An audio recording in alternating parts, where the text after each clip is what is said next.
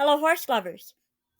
I hope you're all having a wonderful holiday season. And one of the nice things about holidays, about this time of year, is sharing a seasonal story.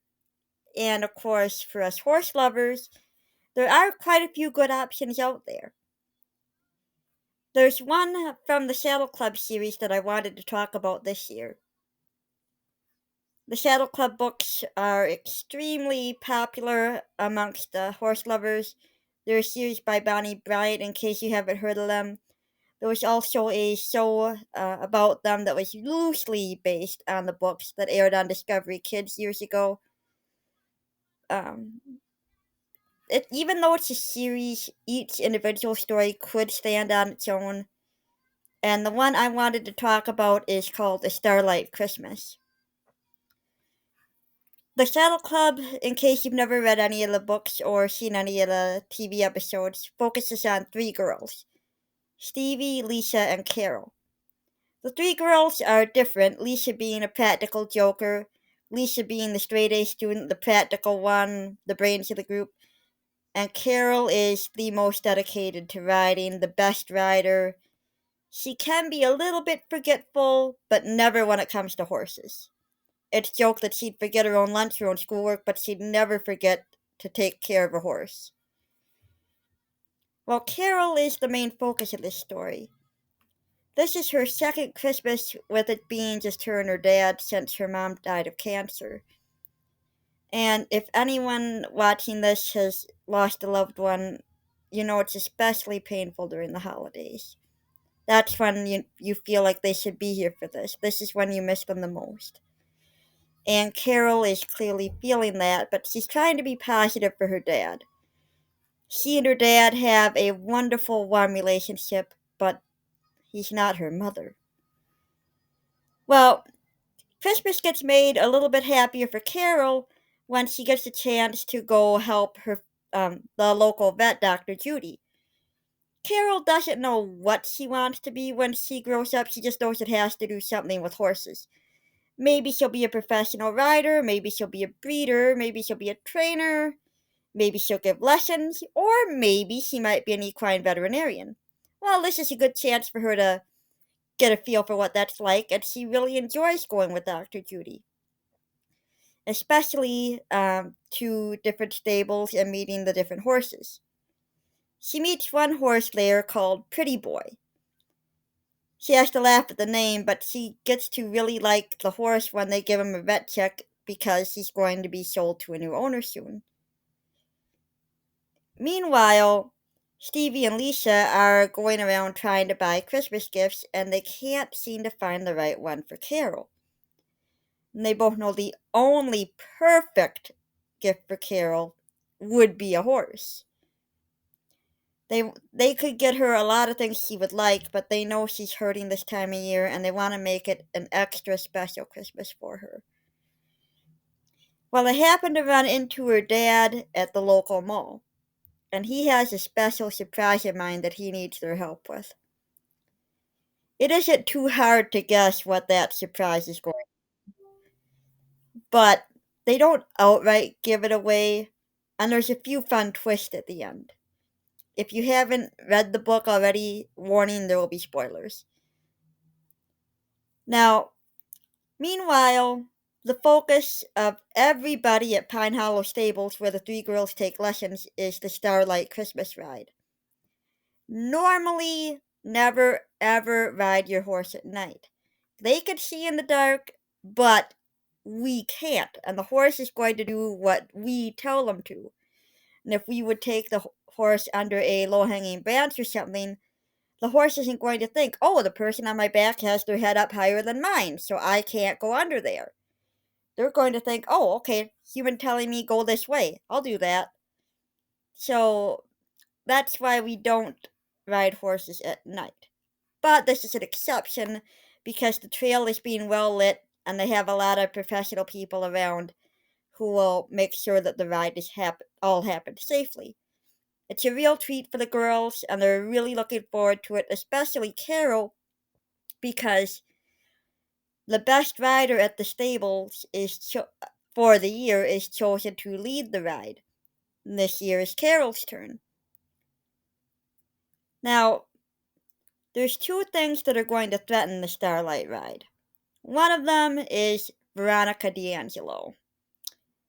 She's one of those people who is super rich and views horses as more of an ornament, something to brag about, the way someone would brag about having a Rolls Royce, rather than actually loving the horse. She's an okay rider sometimes, but her careless actions in an earlier book caused a lot of heartbreak, and I don't want to get into that, that's a separate story.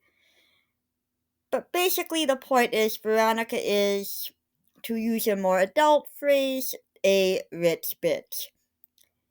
Well, she knows that Carol, Stevie, and Lisa have formed the Saddle Club, and she's a bit jealous of that. So she has her own group of friends, and she tells them to be in the club. They have to ruin things so that the Saddle Club members can't go on the Starlight ride by hiding their horses. Well, Stevie and Lisa overhear this, and Stevie, being the practical joker that she is, and having a mind that works like a mousetrap, figure out how not only to make sure that Veronica's trick doesn't work, but they'll actually keep Veronica and her friends from going on the Starlight ride. They plan to switch out their horses with the horses that Veronica and her friends usually ride, with the exception of Veronica's horse Garnet, who they don't quite have a match for. But they have another idea for that. Well, the day of the Starlight ride comes, and nobody's really feeling the spirit because Carol can't be there to lead the ride. She gets going with Dr. Judy on a last minute appointment when a foal is having trouble being born at the stable where the horse she likes so much, Pretty Boy, is being kept. She has to help Dr. Judy with that foal. So all the other two members of the Saddle Club, Stevie and Lisa, are like, when is Carol going to get here?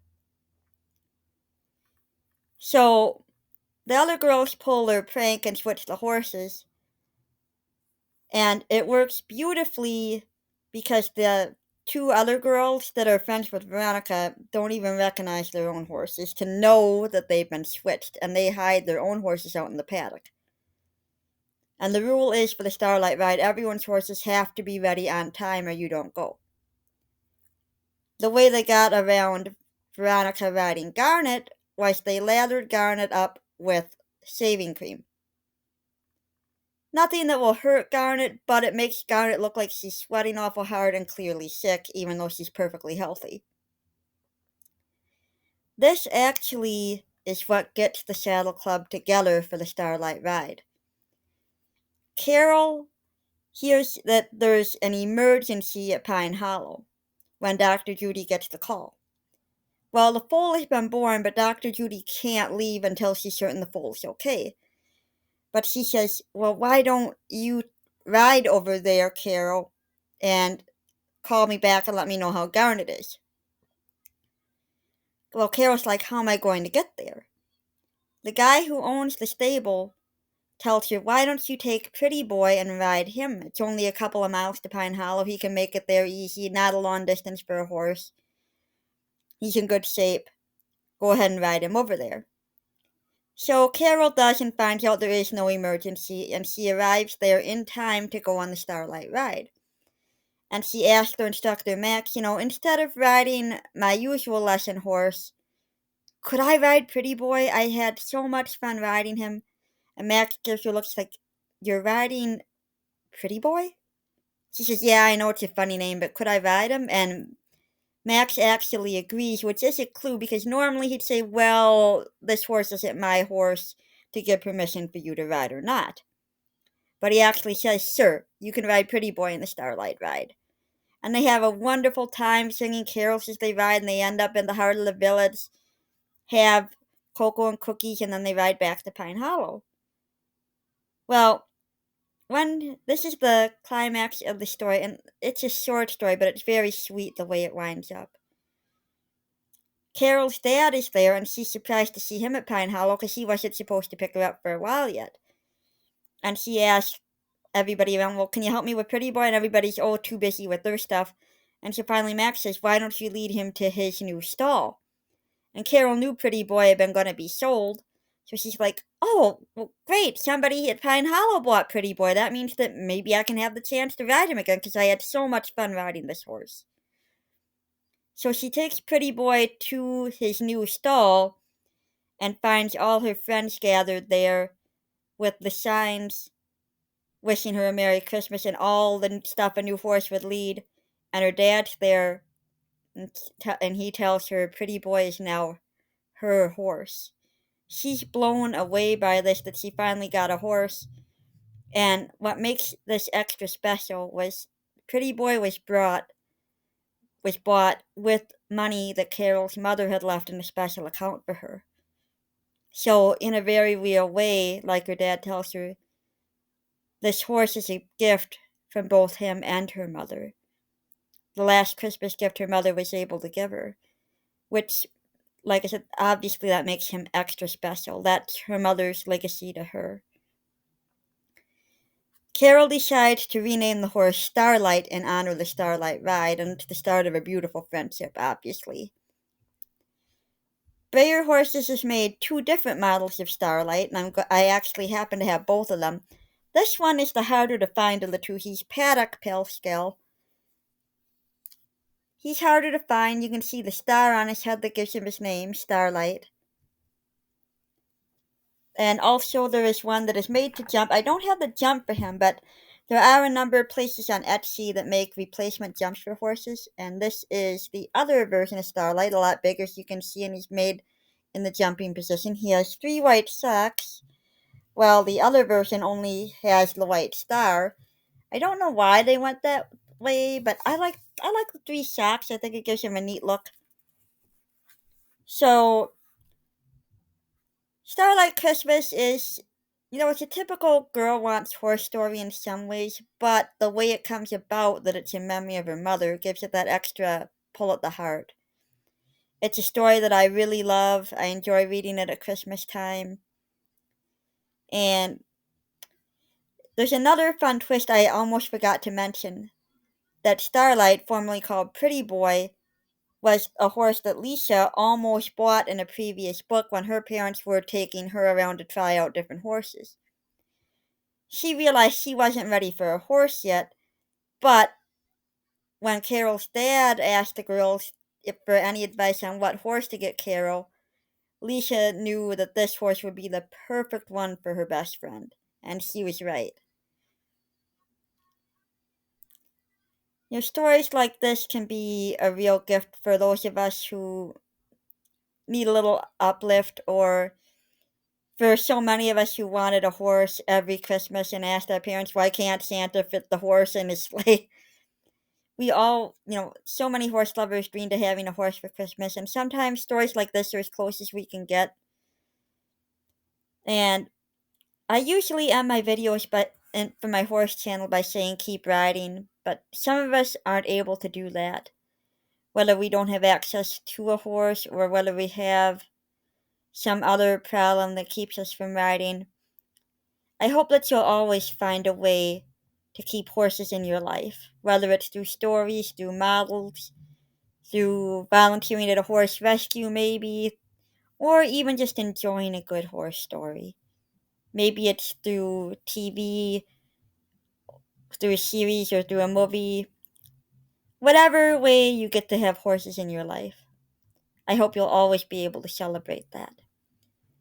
I hope you all have a wonderful holiday season. Take care.